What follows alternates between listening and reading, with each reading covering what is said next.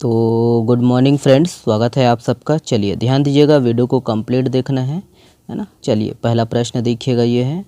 देखिए, राज्य के सभी ग्राम पंचायतों में ग्राम सभा का आयोजन कब से किया जाएगा? तो कब से किया जाएगा देख लीजिएगा, ऑप्शन दिया गया है। करेक्ट आंसर है ऑप्शन नंबर बी है 14 अप्रैल। ध्यान दीजिएगा 14 अप्रैल। चलिए डिटेल से देखिएगा। याद रखना है कि 14 अप्रैल से राज्य के सभी ग्राम पंचायतों में ग्राम सभा का आयोजन किया जाएगा और इसके लिए कलेक्टरों को परिपत्र जारी किया गया है। ध्यान दीजिएगा कि छत्तीसगढ़ पंचायती राज अधिनियम 1993 के तहत हर 3 महीने में दोस्तों ग्राम सभा का कम से कम एक सम्मेलन आयोजित करने का प्रावधान है, याद रखिएगा।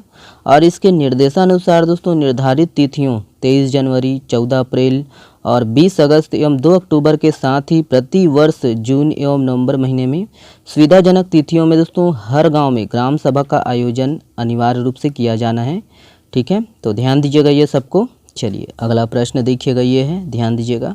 देखिए, छत्तीसगढ़ राज्य लॉजिस्टिक्स नीति 2022 का संबंध किससे है? तो यहाँ पर ऑप्शन है, देख लीजिएगा, दिया गया है।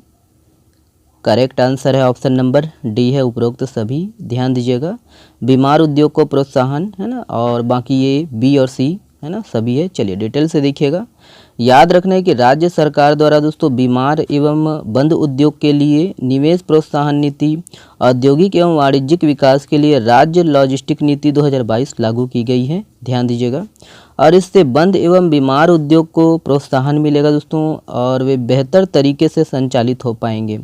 राज्य में दोस्तों औद्योगिक विकास के साथ साथ वाणिज्यिक विकास को बढ़ावा देना और देश के कुल निर्यात में राज्य का योगदान बढ़ाने, राज्य में उपलब्ध खनिज संपदा का समुचित दोहन, सुदूर अंचलों में कृषि को प्रोत्साहित करने एवं अनाज तथा अन्य उत्पादों के प्रसंस्करण व भंडारण को प्रोत्साहित करने के उद्देश्य से छत्तीसगढ़ राज्य लॉजिस्टिक्स नीति 2022, याद रखना है, 1 नवंबर 2019 से 31 अक्टूबर 2024 है ना, ये लागू की गई है, याद रखिएगा। ठीक है, देखिए, मुख्यमंत्री आदिवासी परब सम्मान निधि योजना के तहत कितने रुपए की अनुदान राशि दी जाएगी? तो यहाँ पर ऑप्शन है, देखिएगा। करेक्ट आंसर है ऑप्शन नंबर बी है 10,000 रुपये। ध्यान दीजिएगा 10,000 रुपये। चलिए डिटेल से देखिएगा। याद रखना है दोस्तों 13 अप्रैल को बस्तर के जगदलपुर में आयोजित भरोसे के सम्मेलन में मुख्यमंत्री भूपेश बघेल ने मुख्यमंत्री आदिवासी परब सम्मान निधि योजना का शुभारंभ किया है। और याद रखना है कि इस योजना के तहत दोस्तों आदिवासी पर्व और त्योहारों के गरिमामय आयोजन के लिए राज्य सरकार की तरफ से ग्राम पंचायतों को अनुदान दिया जाएगा। और इस योजना के तहत दोस्तों बस्तर संभाग की 1840 ग्राम पंचायतों को योजना की पहली किस्त के रूप में 5-5 हज़ार रुपये जारी किया गया है। ध्यान दीजिएगा।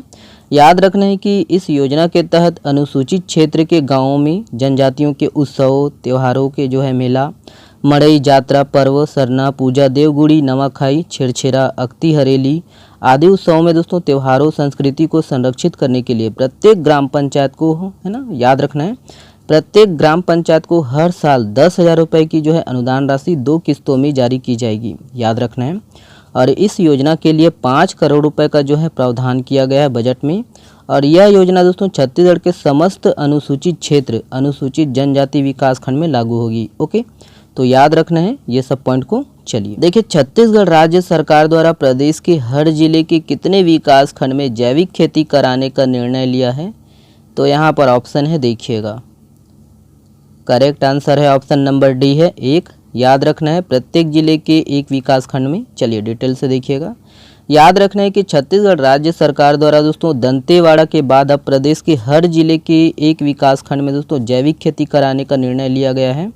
और इससे पूर्ण जैविक विकास खंड का प्रमाण पत्र भी दिया जाएगा, याद रखिएगा। बस्तर के नक्सल प्रभावित क्षेत्र के किसानों ने दोस्तों जैविक खेती के लिए हरिहर बस्तर ब्रांड तैयार किया गया है।